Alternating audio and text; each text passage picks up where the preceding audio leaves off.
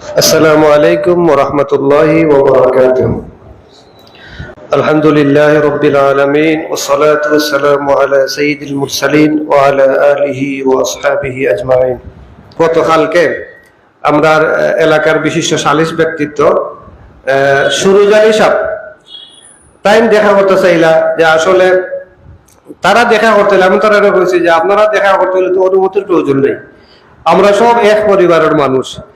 তো সুরুজ আলী মেম্বার সাহেব গত সন্ধ্যাত মাগরিবর বাদে আমার অফিসে আইসলা এবং তার লগে আসলা বিএনপির বালাগঞ্জের ভারপ্রাপ্ত সভাপতি পূর্ব গৌরীপুরের চেয়ারম্যান সাবেক চেয়ারম্যান লুৎফুর রহমান আর পশ্চিম গৌরীপুরের পূর্ব গৌরীপুরের বর্তমান চেয়ারম্যান মুজিবুর রহমান যে বিএনপির উপজেলার সাধারণ সম্পাদক সহ তারা আরো বেশ কিছু দায়িত্বশীল আমরা সুরুজ আলী মেম্বার সাহেব আব্দুল সালাম সাহেব সহ এবং বাংলাদেশ খেলাফত ছাত্র মজলিসের একটা প্রতিনিধি দল দ্বারা আমার লগে আলোচনা আসলে প্রায় আমরা 25-30 জন মানুষ আমার অফিসে আসলাম।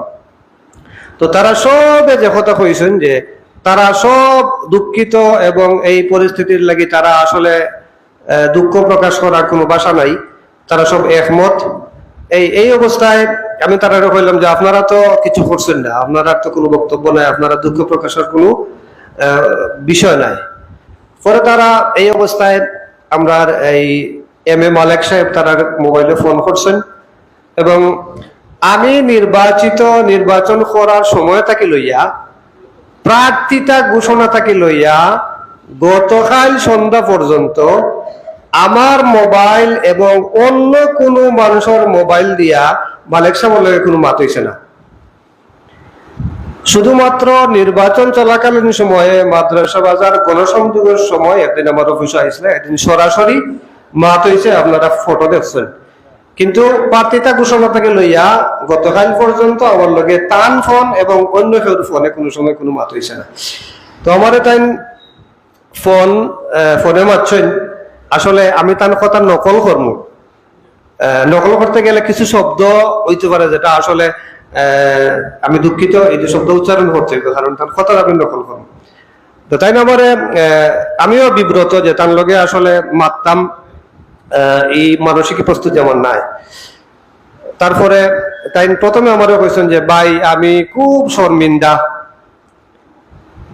এনে যারা আসতা তারা সকলেও জানছেন যে ভাই আমি খুব শর্মিন্দা আর শয়তান আমার মাথা তুটি গেছে, এর লাগি আমি চাপ সম্পর্কে উল্টা পাল্টা কথা কইলাইছি, এর লাগি আপনারা হলে মাফ করে দিতা আর আমি আপনারা হলে গেছে মাফ চাইরাম আর কিছু শয়তান হলে আমি লগে লগে মাফ চাওয়ার একটা ব্যবস্থা করতে, আবার কিছু শব্দটা হয়েছেন কিছু বাটফার হলে আমার দেরি করাইছেন ও শব্দ হয়েছেন। আর বাদে যেটা আমি বললাম যে আসলে এটা তো আমার একার বিষয় নাই, কারণ এই শব্দ দ্বারা এই আলোচনা দ্বারা সারা দুনিয়ার দেশপ্রেমিক ইমানদার হল কষ্ট পাইছেন, বিশেষ করে আমরা গৌরপুর এলাকাবাসী। তো তারার আপনি যারা আমারও এখন কইছেন, আবার কইছেন যে শেষ কথা তানোটা হইল যে এই শয়তান মাথার চর হয়ে গেছে, এর লাগি আমি কিতা কইছি আমি বুঝছি না, আমি দুঃখ প্রকাশ করাম মাফ চাইরাম আর আমি আইয়া আপনারা হলে গেছে মাফ চাই। তখন আমি তাদের কইছি যে আসলে আমারও জেলা কইছেন ওলা আপনি সোশ্যাল মিডিয়া ভার্চুয়াল দুনিয়াত হইলেও কা তাইলে সকল খুশি হয়ে যাবা, আমি আশা করলাম এটা। তখন তার বলা যে ইটা ফেসবুক টেসবুক ইটা কিছু দরকার নাই, আমি সরাসরি আইয়া মাফ চাইতাম চাইরাম। তো আসলে বিষয়টা খুবই সেন্সিটিভ, স্পর্শকাতর আর বিশেষ করি যে যেখান থেকে সারা দুনিয়াত আলো ছড়ানি হয়, মানুষ তৈরি করা হয় যেখানে শোনার মানুষ। তো ইনো সম্পর্কে একটা মন্তব্য হয়েছে আর আমি আসলে আবার অনুমতি দিতাম, কারণ আমি গৌরপুরের মানুষের হৃদয়ের অবস্থা জানতাম, যে কারণে আমি বলছি যে না তা আপনার আওয়ার দরকার নাই, আমরা আপনি ভার্চুয়াল ইয়ে হোকা। পরবর্তীতে ভার্চুয়াল জগত তার একটা বিবৃতি আইছে আর এই বিবৃতি আপনারা অনেকেও পড়ছেন। তো আমার লগে যে মাত হয়েছে এটা আমি কইলাম আর বিবৃতি যারা পড়ছেন তারাও এটা জানছেন।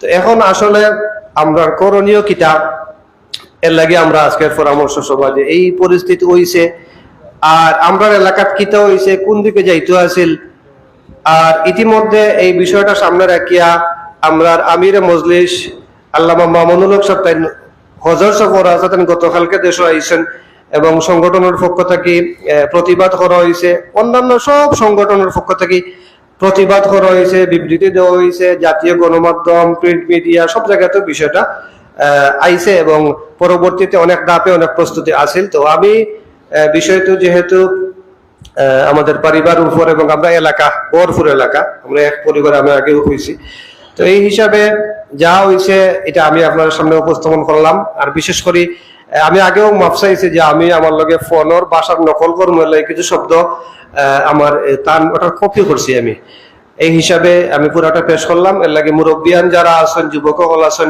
আমরা করণীয় কিতা বা আমরা এখন কিতা করতাম আপনার পরামর্শের মাধ্যমে সম্মিলিত ভাবে আমরা আজকে সিদ্ধান্ত নিয়ে পরবর্তীতে জানাইয়া দেব ইনশাআল্লাহ। আলহামদুলিল্লাহ, আল্লাহ শুকরিয়া যে আসলে জেন যার কাছে চাইন চাওরা বড় না, দেওরা হইলে বড়। এর লাগি মাফ যে চাইন তান থেকে বড় হইলে জেন মাফ করে দেন। আর আপনারা বিভিন্ন কথা আইছে যে তাই আইয়া মাফ চাইতা, আসলে তাই তো এই ফেসবুকও দিতে রাজি নাই, তাই আইয়া মাফ চাইতে তার প্রস্তাব এটা। আমি যেহেতু আপনারা অনুমতি ছাড়া আমি এটা কোনো কথা কইতাম পারি না, এই হিসাবে আজকের মিটিং। আপনারা দাবি তো আগেও পুরো হয়ে গেছে, এখন কিন্তু আপনারা ওগুলো মাফ করে দিয়েছেন নি।